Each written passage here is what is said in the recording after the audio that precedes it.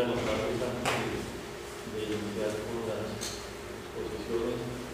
La primera, yo había anunciado ayer que mañana voy a publicar en este momento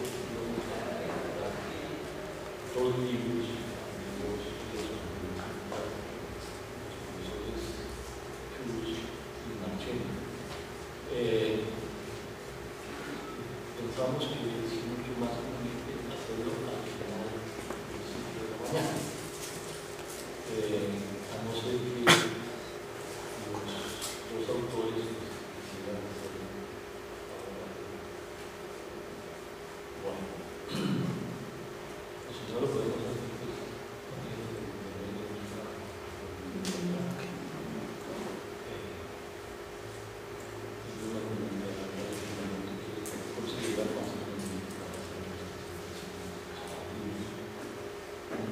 por otra parte, el profesor Bonilla ha decidido que sería conveniente que el ciclo de las artes lo hiciéramos a las 2.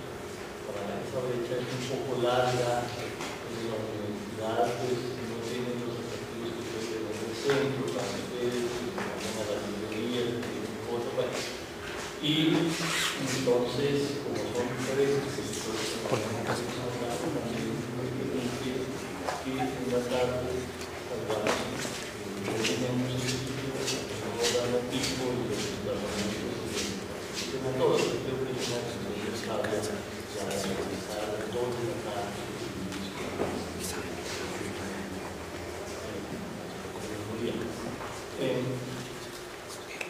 Yo le voy a dar la palabra a la profesora Sabrina Ramos, que es graduada en Ciencias Sociales de la Universidad Católica de Ecuador, máster en educación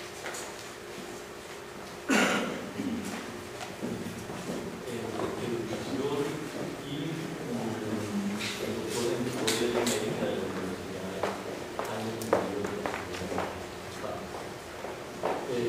Se desempeña como coordinadora del área de Historia y profesora de la Universidad. Sus publicaciones pasamos datas cortales en el Mar del Sur, Drake y Rogers, Héroes y Pedazos y Persiguiendo a los Sabios en el Mar del Sur, el naufragio de la Italia en 1800.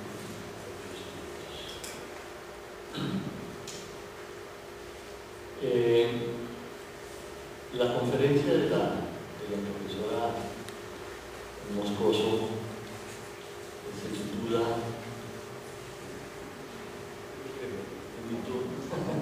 leerles el título, ahí lo tienen en pantalla. Entonces yo le pido a la profesora por favor tomar la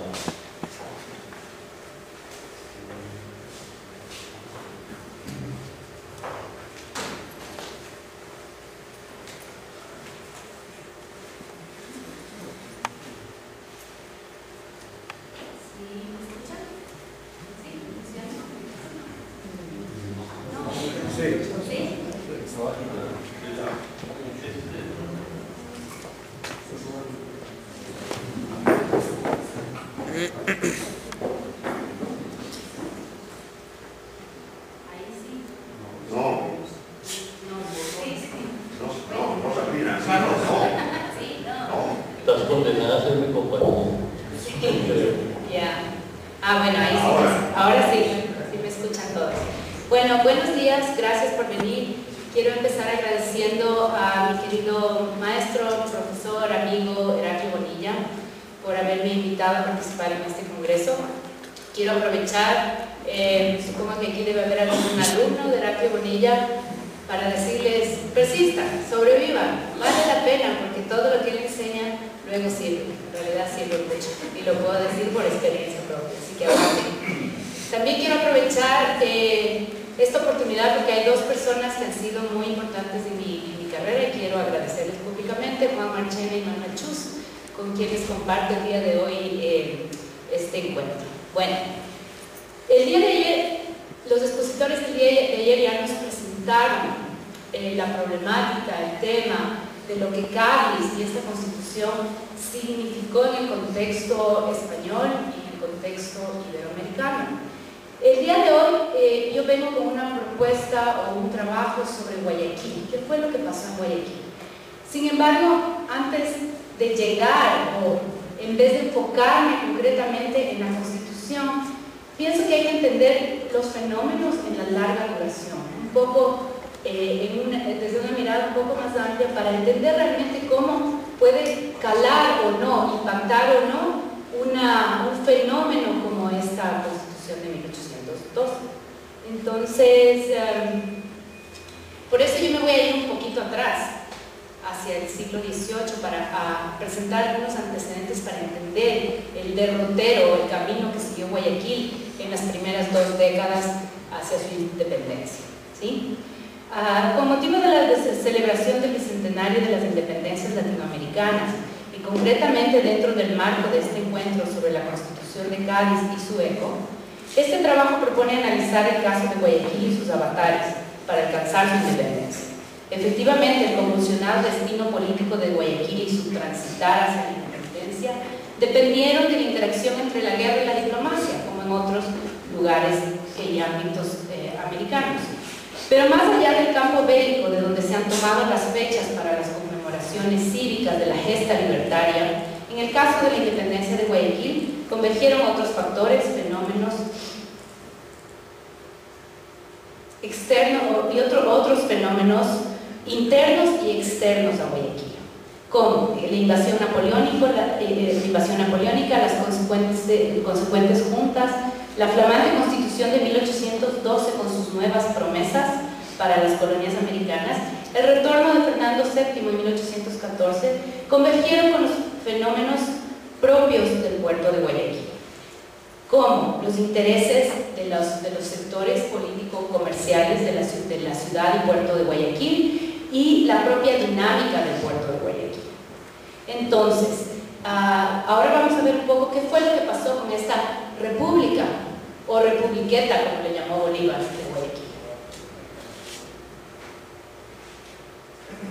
Para comprender el proceso de Guayaquil hacia la independencia, se debe considerar que esta provincia atravesó por 3 etapas. La primera, la etapa que le he denominado la de la ambigüedad jurisdiccional, que va más o menos entre 1803 hacia 1819, Guayaquil como república independiente, que dura de 1820 a 1822, y ya más tarde Guayaquil en la Gran Colombia. Estas 3 etapas estuvieron caracterizadas por los avatares políticos por los que transitó esta provincia hacia su independencia. En cada una de estas etapas se ha podido determinar la injerencia de 3 factores determinantes: la dinámica comercial del puerto, los intereses de las élites comerciales y los cambios políticos. Si bien es cierto que las 3 etapas del proceso de independencia guayaquileña estuvieron marcadas por los ajetreos diplomáticos y bélicos de la región, también fueron influenciadas por estos eventos políticos que se sucedieron en la región. Impactaron en términos políticos a todas las colonias americanas. Sin embargo, en este estudio se propone que el factor determinante para el proceso hacia la independencia de Guayaquil fue la injerencia y los intereses de las élites locales, mayormente de los comerciantes guayaquileños, cuya trinchera era el cabildo de la ciudad. Y cuando hablo de los comerciantes guayaquileños, tampoco estoy hablando de un único bloque de comerciantes, porque también este sector de élite de comerciantes estaba dividido y sus intereses también estaban divididos, como vamos a ver más adelante. El proceso de independencia de Guayaquil resulta ser un interesante caso de análisis sobre los múltiples factores que interactúan en el proceso independentista. Es decir, para comprender el proceso de independencia guayaquileña es necesario, más allá de enfocar en la fecha del 9 de octubre de 1820, que es como tradicionalmente se ha hecho, analizar las etapas previas a estos eventos. La independencia, y supongo para las otras regiones se aplica también, demanda un adecuado examen de un largo proceso en el cual al menos se identifican, en este caso, 3 etapas marcadas tanto por los eventos exógenos a este puerto, cuanto por la interacción entre los sucesos regionales, es decir, todos los eventos que se fueron dando, por ejemplo, con Quito y Lima, y los intereses locales.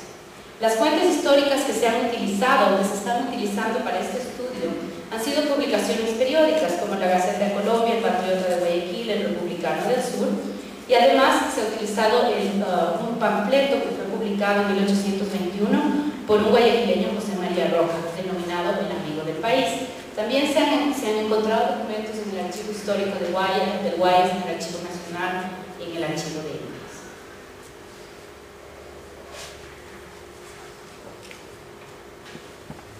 Bueno, pero debido a que el tema central de este encuentro es el impacto de la Constitución de 1812, que en este año cumple 200 años, en este comunicado enfocaré en la primera etapa previamente mencionada. En este trabajo se analizará la interacción entre los tres factores mencionados: la dinámica del puerto comercial, los intereses de los comerciantes guayaquileños y los cambios políticos.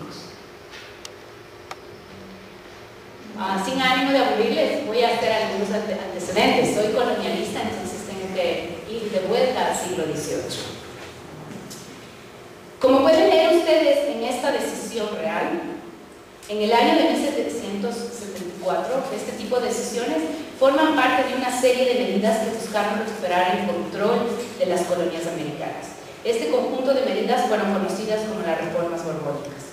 Estas reformas emitieron mensajes contradictorios en términos económicos, es decir, una supuesta apertura comercial que en la práctica resultaba incompatible con los planes de retomar el control colonial.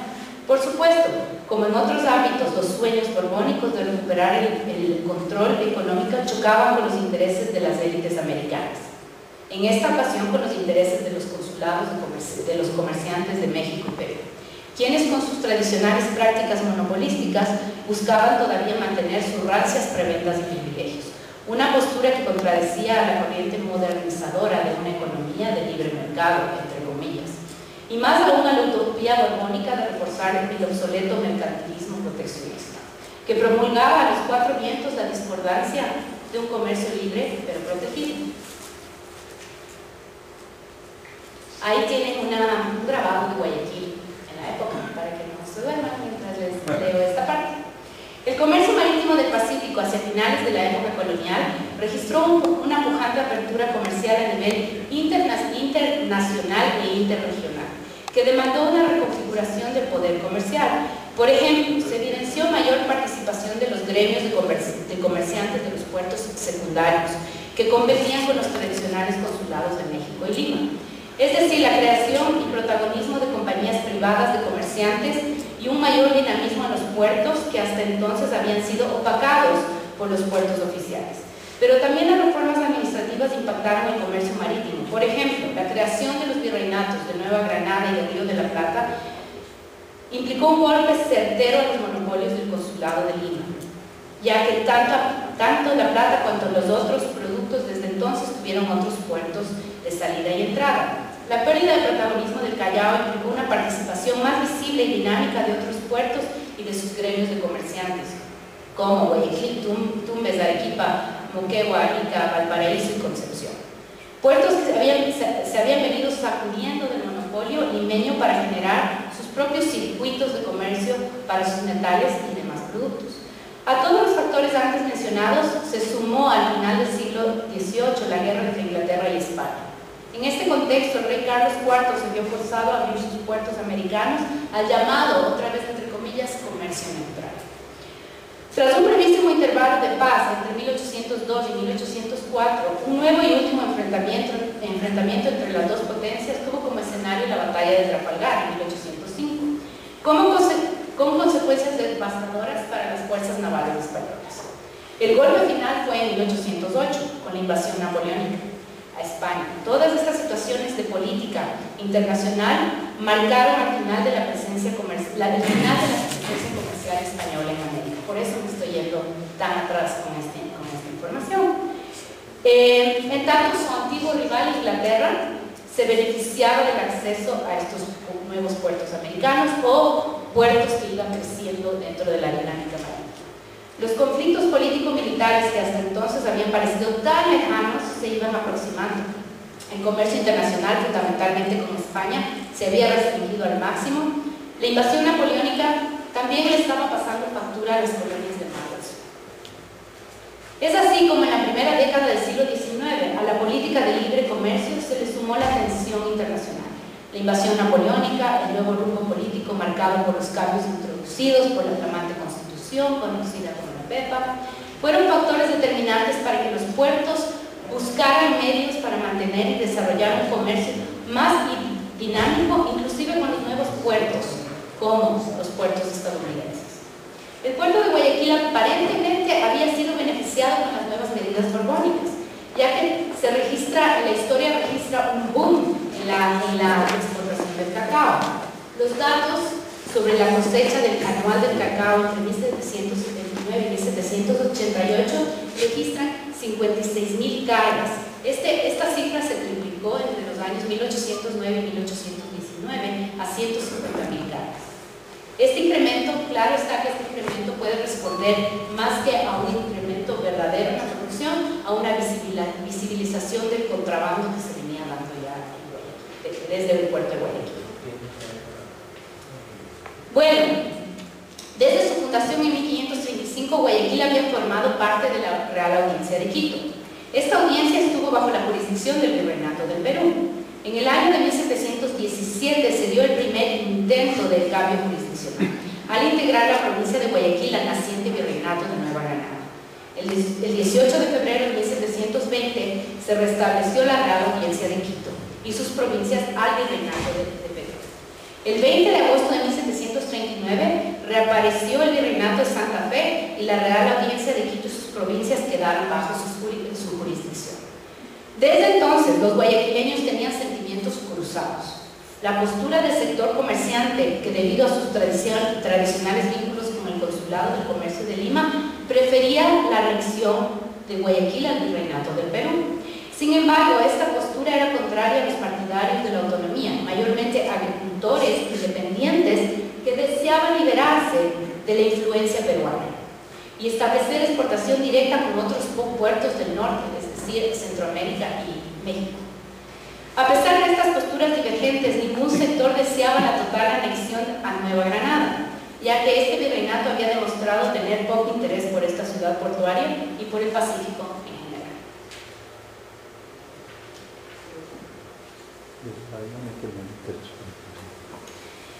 Esta petición del Cabildo, que pueden leer ustedes ahí, no solamente dice mucho sobre la voluntad del sector comercial de volver a depender en términos comerciales de Lima, sino que además refleja cómo un importante sector de comerciantes guayaquileños se sentían muy perjudicados debido a la apertura con puertos como Cartagena y Panamá. Aparentemente el libre comercio no fue igualmente beneficioso para todos los sectores comerciales y puertos. Inclusive dentro del mismo puerto de Guayaquil se podía ver esta contradicción. Los comerciantes del puerto de Guayaquil se veían constantemente afectados por la política comercial de la corona y esto lo venían resintiendo desde el siglo XVIII.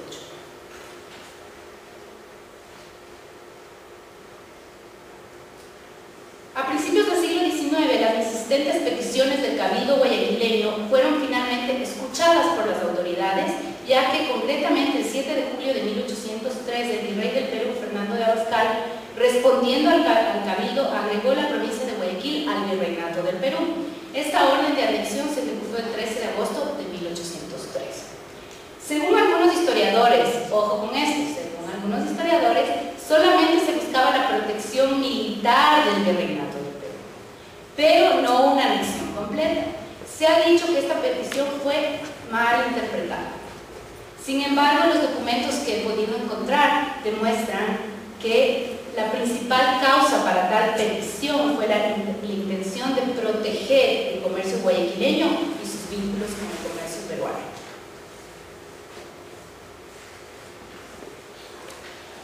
En esta cita que pueden ver ustedes ahí, se puede ver la petición o la intención del sector comercial de Guayaquil y la resolución de 1806. ¿Sí? Dice: Su Majestad declara que la agregación es absoluta y por consiguiente que la parte mercantil debe depender del mencionado consulado de Lima. Al parecer, el sector interesado en esto iba ganando. Guayaquil había sido el puerto más importante de la Real Audiencia de Quito. Guayaquil haya sido separado en términos económicos significó una importante merma para la Real Hacienda de esta audiencia. Precisamente los siguientes datos corroboran la caída de los ingresos. Al comparar los ingresos de la Real Hacienda del año de 1802 en la primera columna con los ingresos de la Real Hacienda entre los años de 1803 y 1807, se registra una significativa disminución que reflejaba cómo la economía de la Real Audiencia de Quito, sin el comercio del puerto principal, se había sentido perjudicado. Bueno, ahora sí vamos a ubicarnos en la época que este Congreso nos ha convocado. Como se dijo anteriormente, no todos estuvieron de acuerdo con la anexión al Perú, y en los años siguientes se presentaron varias peticiones de algunos sectores insistiendo en que Guayaquil vuelva a depender de la presidencia de Quito, que, les recuerdo, pertenecía al Virreinato de Nueva Granada. Sin embargo, debido a la invasión napoleónica y el movimiento insurgente de Quito desarrollado entre los años de 1809 y 1812, se había dejado el problema de Guayaquil archivado. En el año de 1812, cuando los ejércitos franceses invadieron el territorio español, Napoleón impuso la abdicación del rey. Esta invasión dejó acéfala a la monarquía española. Las consecuencias tuvieron un eco político, obviamente, en el gobierno colonial. En las colonias fue creciendo la tendencia anticolonial que se venía manifestando ya desde el siglo XVIII, tras el impacto de las reformas borbónicas, una tendencia plasmada en las revueltas y levantamientos criollos, mestizos, indígenas, que ya venían minando la tradicional subordinación colonial. En 1809, tras el denominado primer grito de la independencia, en Quito se conformó la primera Junta Autónoma de Gobierno. Guayaquil, al igual que otras regiones vecinas, rechazaron este hecho. Esta junta duró solamente 2 meses y el año siguiente los denominados rebeldes, cerca de 300 fueron asesinados en lo que se conoce como la masacre del 2 de agosto de 1810. El presidente Conde Ruiz de Castilla fue restituido y el proceso insurgente de Quito se mantuvo hasta el año de 1812 en calidad de movimiento insurgente. Fernando VII había convocado una junta que en enero de 1809 había hecho una declaración que sería importantísima para las colonias y para los sucesos que se iban a desarrollar luego. A partir de entonces se consideraba que los dominios de América no deben considerarse como colonias, sino como parte integrante de la monarquía. Esta resolución fue determinante. Esto implicó que para la elección de diputados a las Cortes se convocarían a representantes de América y Filipinas también. Ayer ya Juan Marchena nos explicó excelentemente cómo funcionó esto y cuáles fueron los caballos de batalla que tenían estos diputados. Una resolución estratégica que buscaba garantizar en realidad el respaldo al rey Fernando VII. Aunque en la práctica la representación fue 36 diputados para la península y solo 12 para toda América, las primeras cortes se reunieron en la isla de León en 1810, seguramente Manuel nos va a explicar mucho mejor esto. El número de diputados fue incrementando hasta llegar a 307, pero la diferencia seguía siendo 184 peninsulares y 22 de América. En 1810, Guayaquil, una provincia con 60.000 habitantes, tenía derecho a un diputado. José Joaquín de Olmedo fue elegido como el diputado guayaquileño. Ocupó el cargo de secretario en la Comisión Permanente de Legislación, luego ocupó el cargo de secretario de Cortes Ordinarias. El 19 de marzo de 1812 se promulgó esta constitución política, conocida como la PEPA. En ella constaba la firma de 2 quiteños y un guayaquileño, Manuel Mateus, José Mejía de Querica y José Joaquín de Olmedo. Vale notar que José Joaquín de Olmedo fue con la consigna o la agenda de tratar el tema del comercio, de la libertad comercial y de defender la situación de Guayaquil como un puerto con libertad para comerciar, ya sea con puertos americanos o extranjeros.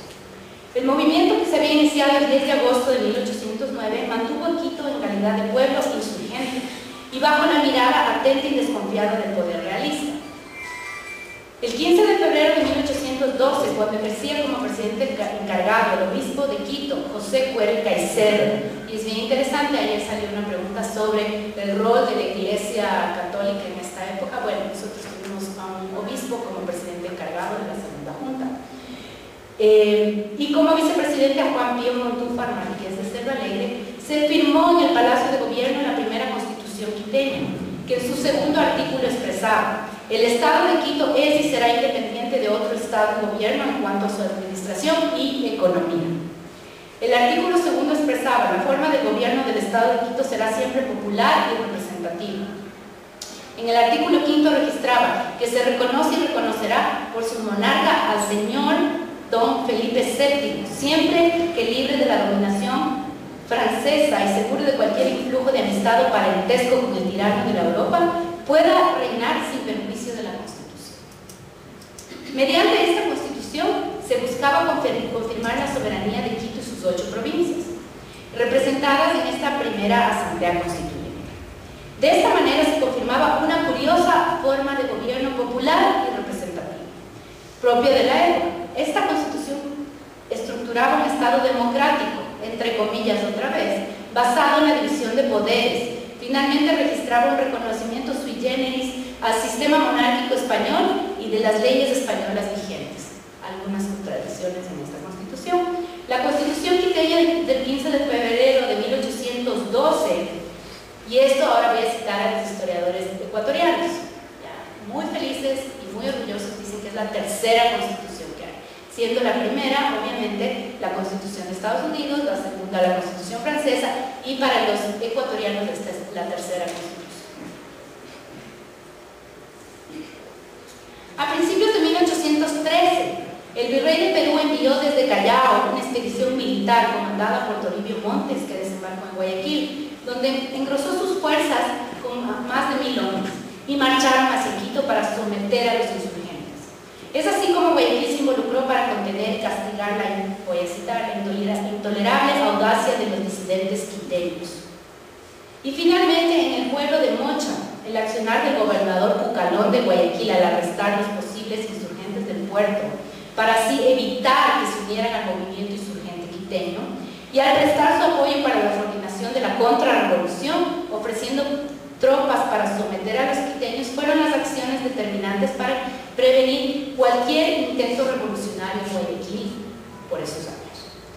Hacia finales de 1812, todas las intenciones independentistas, o mejor dicho, autonomistas de Quito, habían sido sofocadas con la colaboración de funcionarios reales de otras provincias, que no respaldaron el movimiento quiteño, todo lo contrario, colaboraron con las fuerzas realistas para sofocarlo.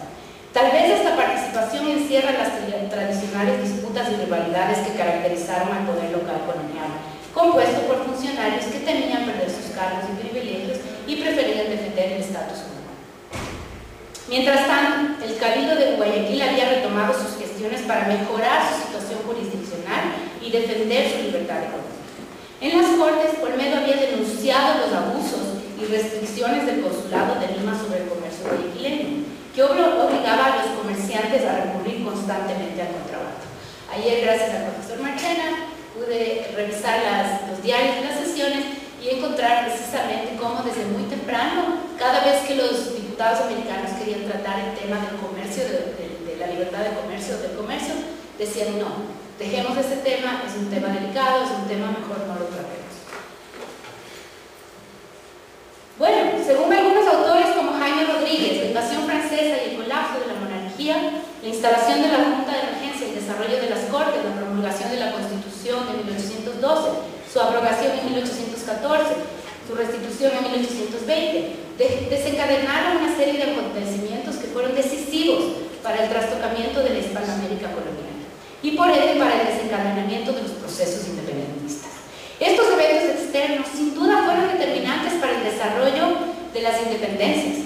Sin embargo, las tensiones sociales y la injerencia de las élites coloniales que con atención siguieron los eventos políticos para acomodar sus decisiones y acciones en función de sus propios intereses muy locales, fueron los factores determinantes que a partir de 1809 catapultaron los movimientos independentistas americanos.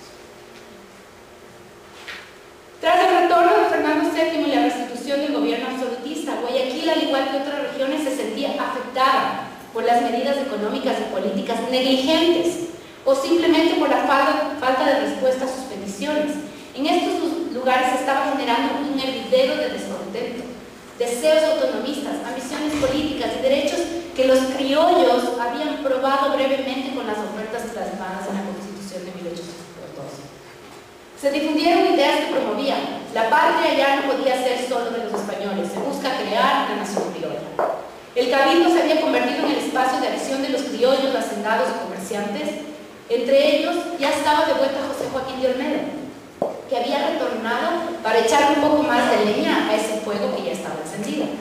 En enero de 1818, el Cabildo de Guayaquil volvió a enviar dinero a España para que se continuase la tramitación del expediente sobre la reincorporación de Guayaquil a la presidencia de Quito.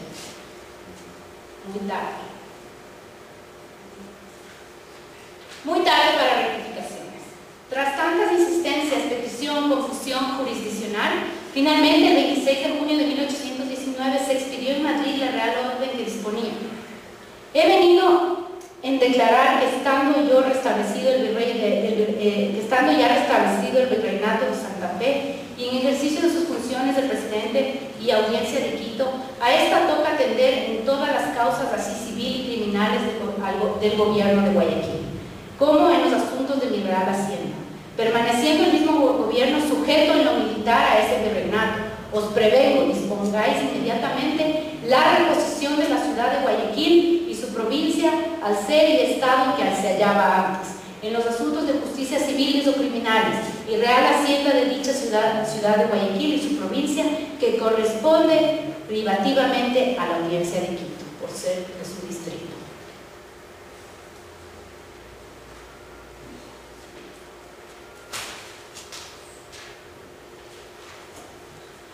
Pese a los tardíos intentos de la corona de solucionar el problema jurisdiccional de Guayaquil, en el año de 1820, esta provincia, en un acto inesperado, se declaró como provincia independiente, quedando como un ente aislado pero vulnerable al ataque de cualquier fuerza de su entorno.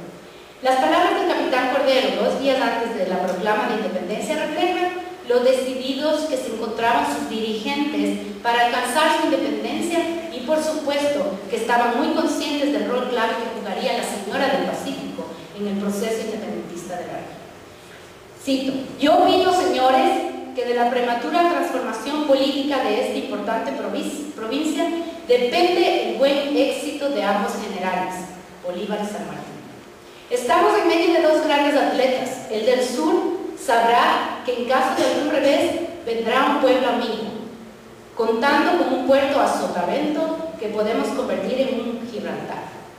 El del norte nos mandará soldados acostumbrados a vencer y nosotros desde aquí le abriremos los puertos de paz.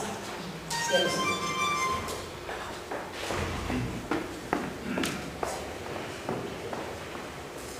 El 9 de octubre de 1820, tras el asalto a los cuarteles de granaderos y artillería liderados por Cordero y Urdaneta, proclamaron al grito de ¡viva la patria!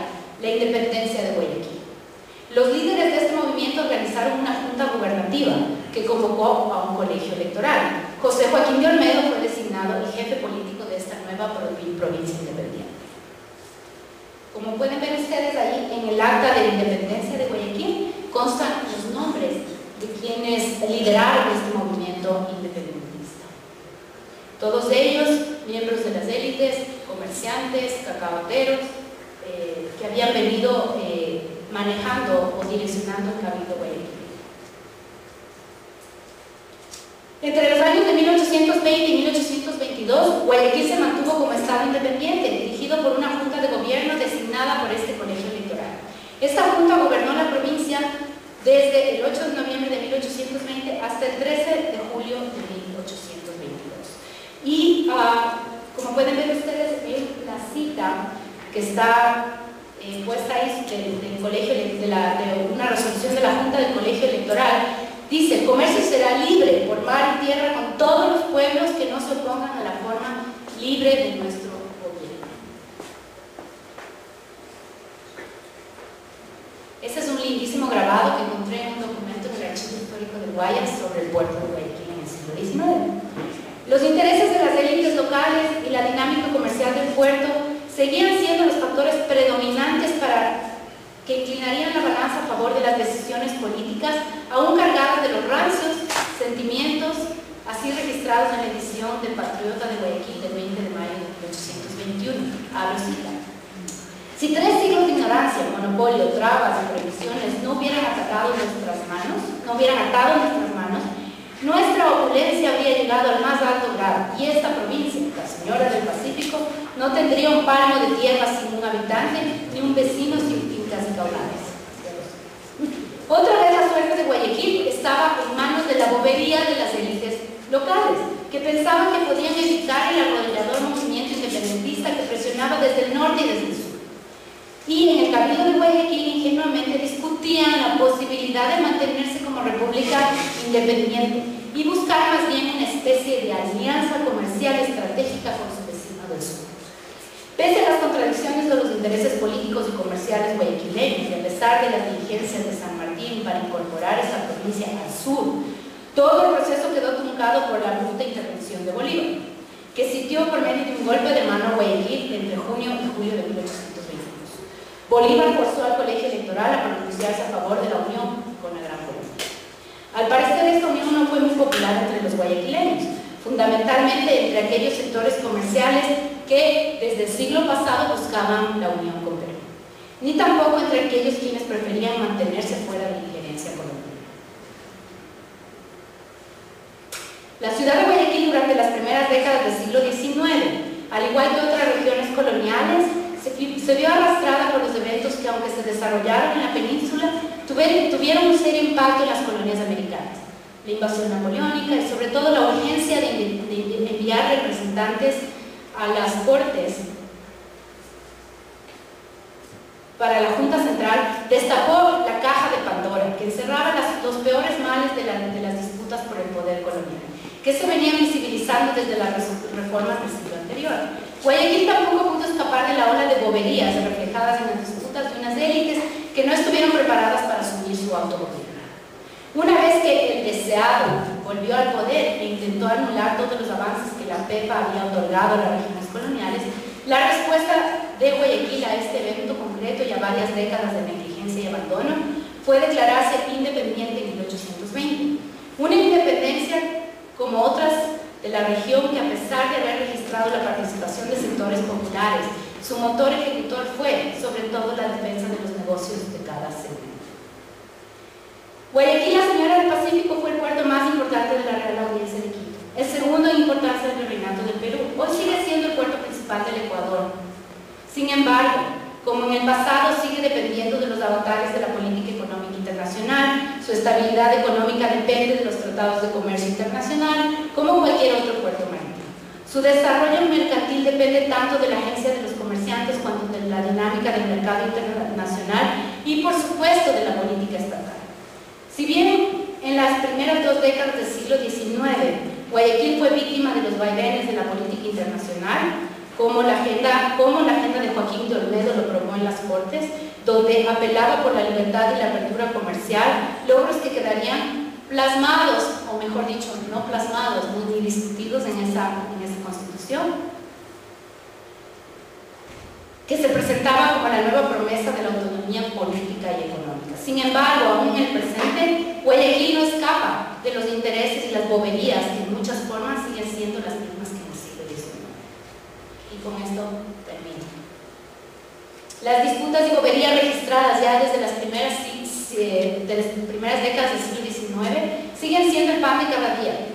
Desacuerdos políticos evidenciados en ridiculeces que denotan la inmadurez y la bobería de los representantes políticos, que ya con 21 constituciones ecuatorianas todavía no han aprendido las lecciones del pasado y siguen atrapados en las rencillas entre el gobierno central, Quito, y el cabildo guayaquileño, que sigue siendo la trinchera de las élites político-económicas locales.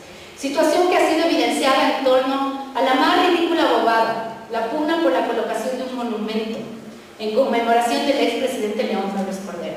Una verdadera bobería que ha mantenido la atención nacional en torno al lugar donde será finalmente colocado un gigantesco busto de mármol del expresidente guayaquileño, que en una de sus placas lleva la siguiente inscripción, tomada de un discurso del mismo Febres Cordero del año 1999. Cito lo que está en la placa del frente. Desde el fondo de mi alma, les pido, guayaquileños, que defiendan con coraje, con el coraje que les caracteriza lo que tanto nos ha costado, que Guayaquil no vuelva a ser nunca más botín de piratas, que hayan siempre hombres y mujeres dispuestos a dar la vida para defender sus libertades y sus derechos a un mañana mejor. Eso es lo que dice la placa de este monumento. Una inscripción inmortalizada en tal monumento, objeto de tanto conflicto, que nos abre el interrogante sobre quiénes serán los piratas que han convertido a Guayaquil, la señora del Pacífico, en su botín. ¿Serán los corsarios, filibusterios y bucaneros del siglo XVII y XVIII? ¿Serán los reformadores borbónicos del XVIII? ¿Serán acaso Bolívar y San Martín? ¿O las propias élites locales? ¿Acaso será el gobierno de quiteño, del cual siempre se ha buscado autonomía? ¿Será que Guayaquil, pese a tanta constitución y legislación, seguirá siendo un botín codiciado por propios extraños? Gracias.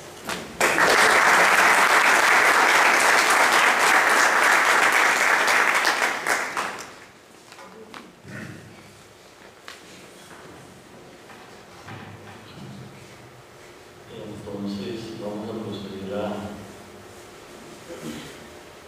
abrir el ciclo de preguntas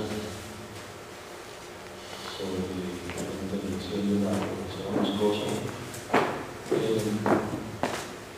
Yo me voy a permitir hacer una pregunta.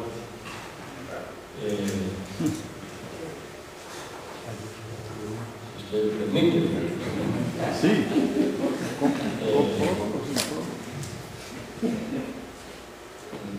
Y después, pues, al público, esa fue la versión que, entre otras cosas, me recomendaron que hiciera aquí.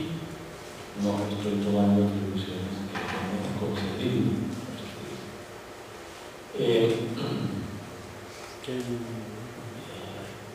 Artículo 22 de la Constitución. El artículo 22 de la Constitución de Cádiz está haciendo referencia a unas cortapisas que se le querían poner a las personas de origen africano para darle nacionalidad española. Se nombra, se hace referencia a la mujer en una referencia de tercer nivel totalmente marginal. Es la única vez que en toda la Constitución la palabra mujer aparece en ella.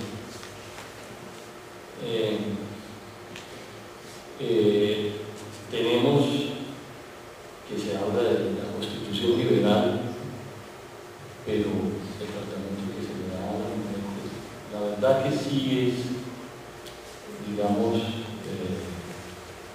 está armonizado con lo que sucedía en la Europa de la época. Uno podría esperar más porque la verdad es que ya había acontecido el 2 de mayo de 1808 en Madrid, cuando las tropas de unidad, la artillería, la infantería y particularmente los mamelucos habían descuartizado a miles de madrileños, entre ellos muchísimas mujeres que defendieron a sus esposos, a sus maridos, se vincularon a la revuelta, y bastaría mirar simplemente, como nos insinuó ayer el profesor Marchena, el cuadro de Joaquín Sorolla, que seguramente todos lo conocen, sobre la defensa del Parque de Artillería de Monteleón, y ahí pueden ustedes apreciar los cadáveres y varias mujeres. Ya había sucedido eso. La Constitución ocurre 4 años después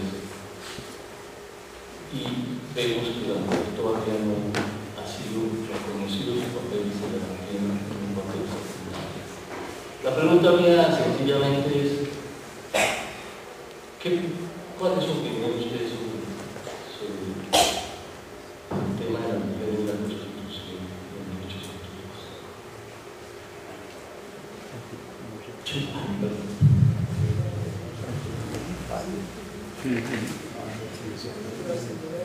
Bueno, a propósito de mujeres, mi mamá estaría feliz si estuviera aquí, ya que me han dicho Sabrina Moscoso cuando soy Sabrina Guerra, y ella estaría feliz de que me llamen con su apellido. Bueno, a ver, me parece que algunos de los artículos artículos de la Constitución. Y de hecho, voy a mencionar lo que me parece a mí muy importante. Por ejemplo, cuando topa el tema del comercio, para hacer una comparación con esta, me parece bastante similar, por ejemplo, cuando los padres de la patria norteamericana trataron en algún momento de tocar el tema de la esclavitud y dijeron, no, dejemos ese problemita para más tarde, se va a resolver con una guerra casi 100 años más tarde.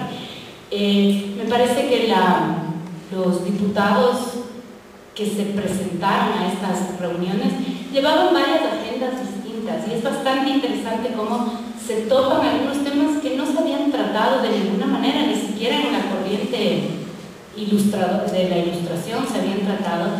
Creo que llevan unas agendas bastante amplias y ambiciosas, pero en la práctica se ven reducidos a topar o a tener que abordar los temas con los que de alguna manera podían llegar a cuasi consensos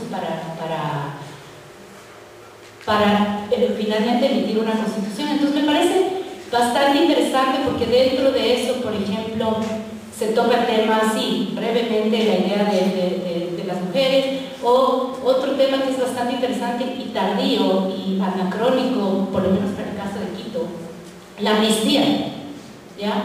Un poco tarde porque ya habían fusilado a 300 en Quito condenados por rebeldes y un poco más tarde empiezan a topar. Creo que me parece que simplemente el tema de la mujer es uno más de los varios temas que llevan las muchas agendas que se encuentran, chocan en Cádiz. Muchas gracias, profesora Moscoso. Guerra Moscoso, un problema en inglés. Sí, profesor Manchana. Yo quiero felicitar a Sabrina por el esfuerzo de hacer una síntesis de una cosa tan problemática como fue el proceso de la independencia de Guayaquil y todo esa salta no solamente de constituciones, ¿no? Sino de intentar juntar a veces lo posible de justificarlo. Los juristas tienen una frase maravillosa que dice: usted toma una decisión y luego la vestimos. Pues los guayaquileños pararon de vestir cada una de las decisiones que tomamos.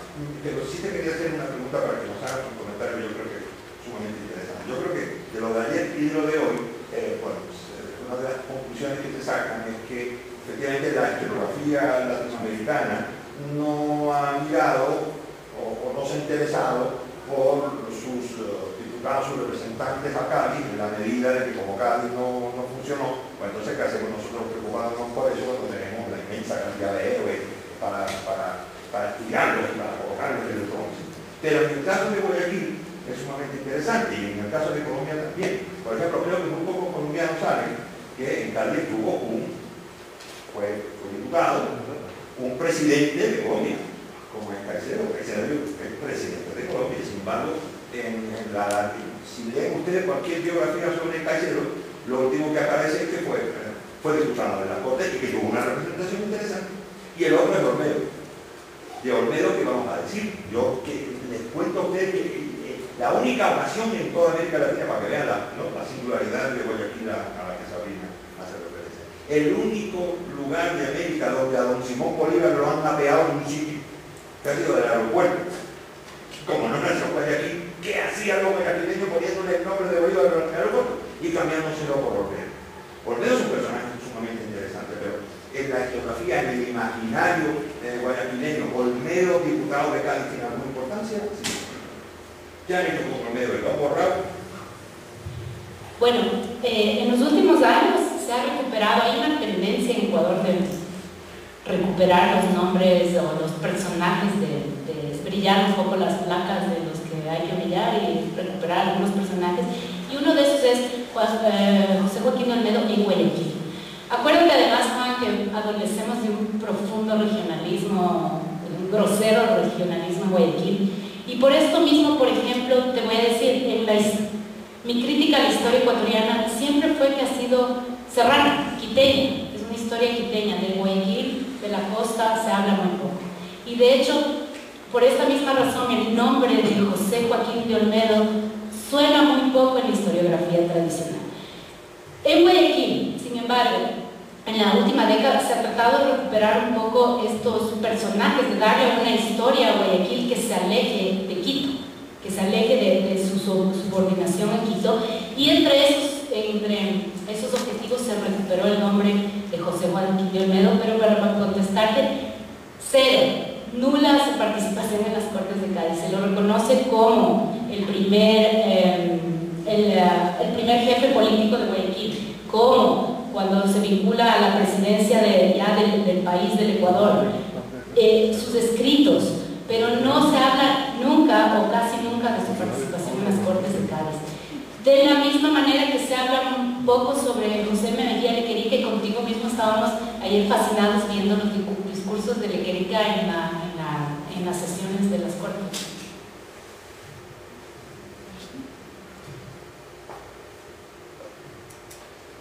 Bueno, yo quiero hacer dos preguntas. Una está relacionada con las luchas de la independencia en general en todo proceso revolucionario, todo proceso social que tiende a cambios. Aparecen diferentes posiciones, digamos, federalistas, centralistas, que Colombia originó aproximadamente a los años 70, guerras civiles en el siglo XIX, durante 9 o 10 guerras, pero igualmente importantes. Cuando se menciona, cuando Bolívar mencionaba la Republiqueta de Guayaquil, pareciera que hay todo un contenido político de diferencia del libertador Simón Bolívar por la situación que se vivía en Guayaquil. ¿Cuáles serían entonces esas diferencias que en ese momento se daban? Y la segunda pregunta que podría ser para todos los estudiantes hasta el momento, que hablan de existencia de documentos y de libros que hablen sobre eso, pero no han comentado, excepto ayer Argentina, que hablaba de los aportes que se había dado a nivel de la literatura. Si existe, en el caso de todos, una literatura que haya aportado a la memoria de estos hechos de la independencia, y concretamente también a nivel del cine, como género documentario de ficción, si existen películas relacionadas con el tema. A ver, la primera pregunta me perdí un poco. Bolívar, ya. Bolívar. Guayaquil se declara independiente en 1820 y dura, y realmente ese es mi tema de trabajo en comercio del puerto de Guayaquil, para ver cómo le va a Guayaquil, independiente de Quito, independiente de Perú, independiente de todos. Entre 1820 y 1822 se mantiene como una república independiente. Es en ese momento y en ese contexto cuando Bolívar en sus cartas se refiere a la republiqueta.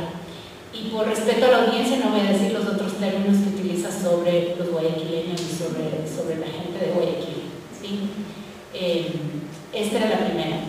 La segunda, los mismos, por ejemplo, José Joaquín de Olmedo, Mejía Lequerica, escriben mucho, y hay muchos escritos, cartas, poemas, relatos de ellos. Existe ese tipo de registro, digamos, que ha sido utilizado como base para la literatura, novelas propias de la época. Y recientemente, bueno, no recientemente, hace unos años, una adaptación bien interesante, una adaptación cinematográfica ecuatoriana que se llama Hasta que llegue el día, sobre 1809 y ese proceso de independencia. Entonces, pienso que los bicentenarios, esta década de bicentenarios, han permitido que estos temas se lleven a la literatura, al cine. Sí, en Ecuador se ha dado eso.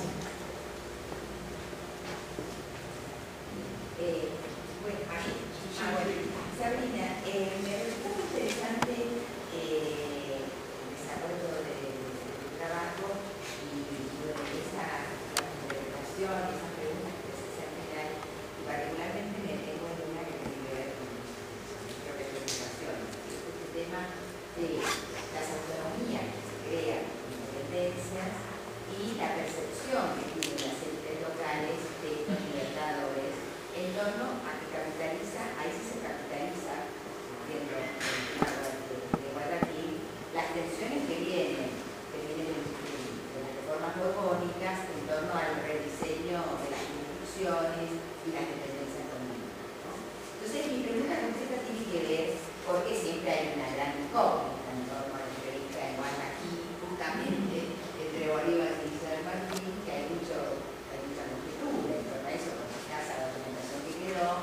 ¿Qué interpretación vos darías en función del conocimiento que vos tenés sobre esa trama de interés, de negociaciones, de independencias frustradas, de proyectos institucionales frustrados?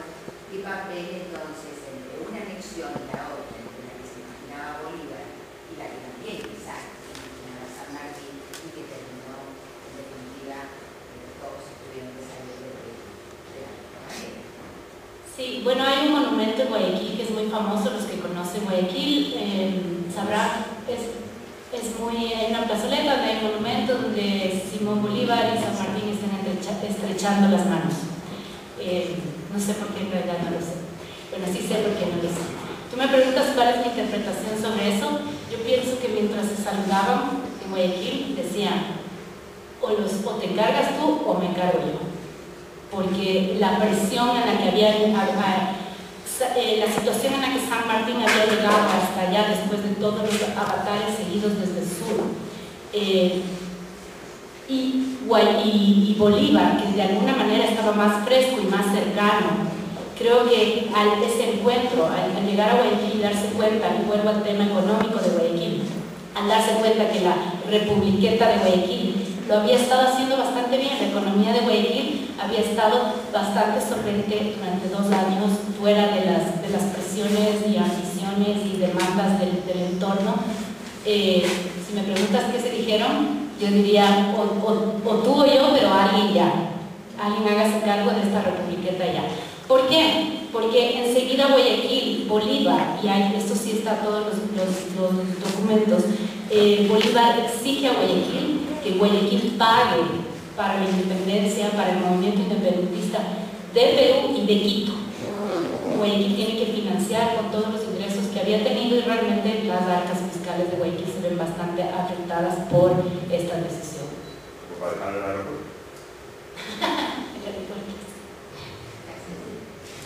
Realmente era de pronto que nos ampliara un poco la interpretación que daba de ese encuentro y por qué los guayaquileños o guayaquileños plasman en esa plazoleta esas estatuas cuando realmente lo que hizo Bolívar fue tratar de llegar a involucrar más, ser parte de la bobería que existía de la comunidad y de la sociedad.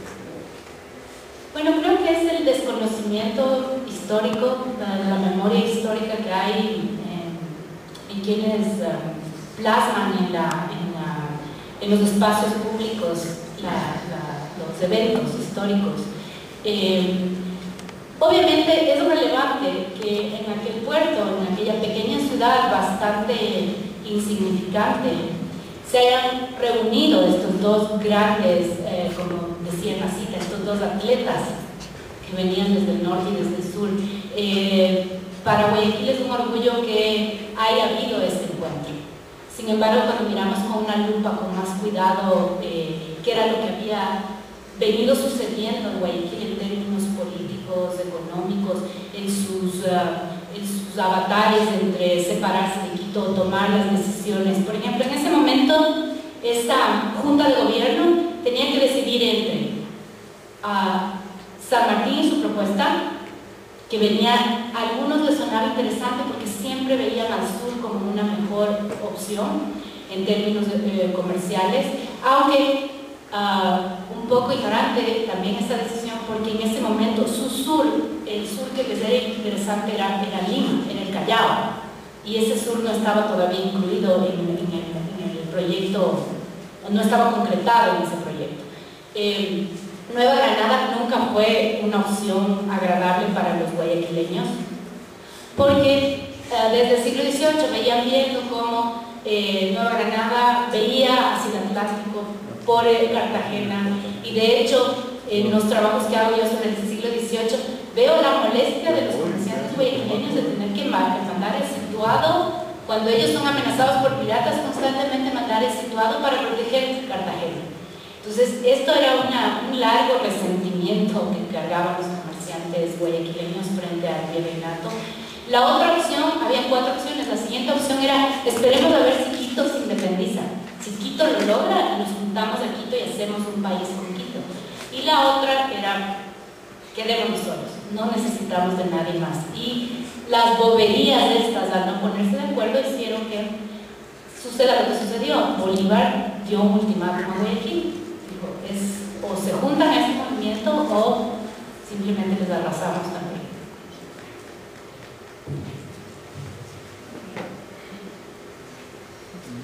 ¿Alguna otra pregunta?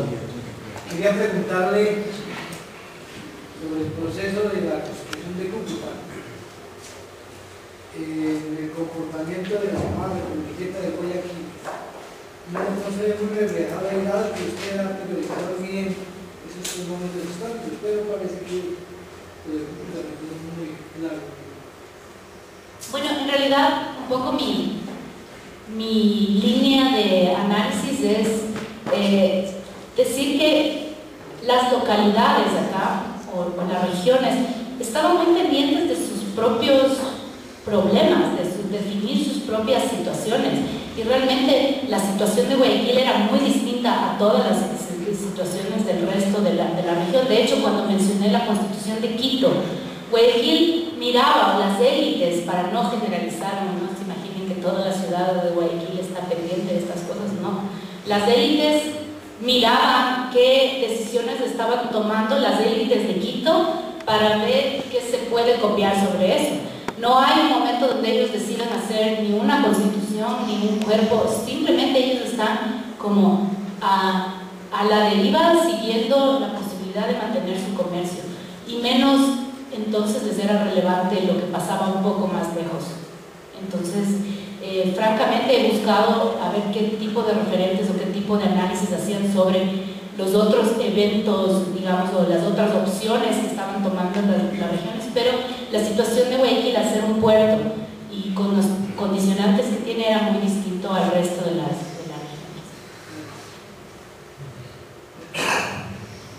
Bueno, le agradecemos mucho a la profesora Carolina Guerra y